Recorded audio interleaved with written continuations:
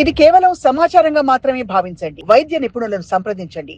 అసలు ఎలాంటి సింప్టమ్స్ లేకుండానే ఈజీగా కొలాప్స్ అయిపోతూ ఉన్నారు. సో, ఇదంతా ఎందుకు జరుగుతుంది?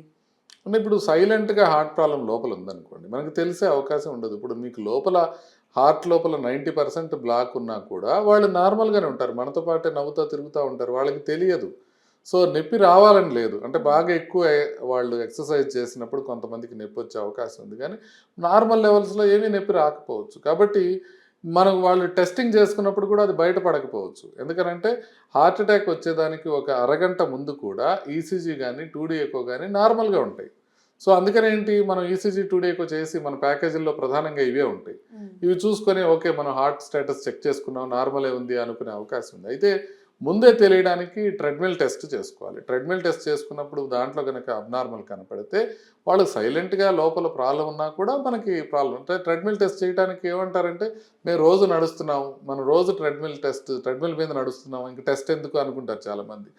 రోజు నడిచినా, ఎక్సర్సైజ్ చేసినా ఇప్పుడు తిరుపతి కొండ ఎక్కి వచ్చినా కూడా మెట్లు ఎక్కినప్పుడు ఏమీ ఆయాసం లేకపోయినా కూడా ట్రెడ్మిల్ టెస్ట్‌లో స్టిల్ పాజిటివ్ రావచ్చు. ఎందుకంటే ట్రెడ్మిల్ టెస్ట్‌లో వీళ్ళు నడవగలరా లేదా అనేది చూడట్ల.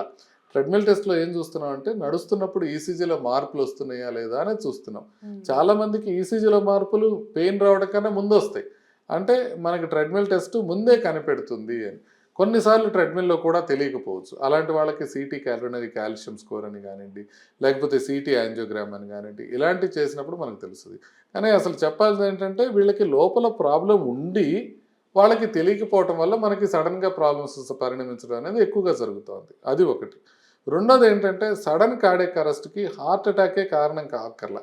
అంటే మన రక్తనాళాలన్నీ బాగున్నాయి. అన్నీ బాగుండి కూడా కొన్ని రేర్ జెనెటిక్ కండిషన్స్ ఉంటాయి. వాటిని ఛానలోపతీస్ అంటారు.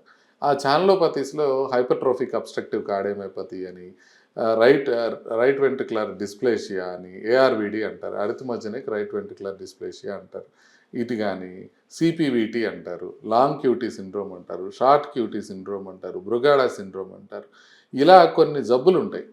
ఇవి సాధారణ ప్రజలకు ఎక్స్ప్లెయిన్ చేయడం కూడా కష్టం. ఏంటంటే ఈసీజీ బాగానే ఉంటుంది, ఎక్కువ బాగానే ఉంటుంది. బట్ లోపల ఛానలోపతీస్ ఉండటం వల్ల సడన్గా కార్డియాక్ అరెస్ట్ అయ్యే అవకాశం ఉంటుంది. అంటే హార్ట్ అటాక్ రాదు, హార్ట్ అటాక్ రాకుండానే కార్డియాక్ అరెస్ట్ అయ్యే కొన్ని కండిషన్స్ అనమాట.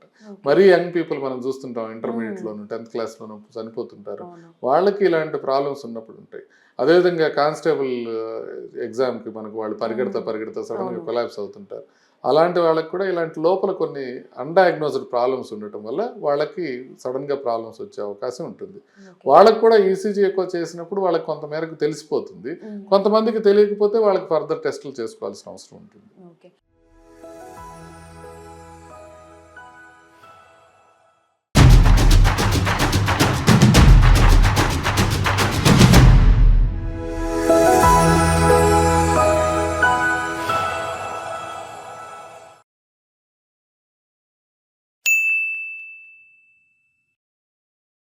సాక్షి టీవీ ప్రసారాలను నిలిపివేయటం చట్టరీత్యా నేరం. సాక్షి టీవీ ప్రసారాల కోసం మీ స్థానిక కేబుల్ ఆపరేటర్ను వెంటనే సంప్రదించండి. డిటిహెచ్లో, ఇంటర్నెట్లో కూడా సాక్షి టీవీ ప్రసారాలను వీక్షించవచ్చు.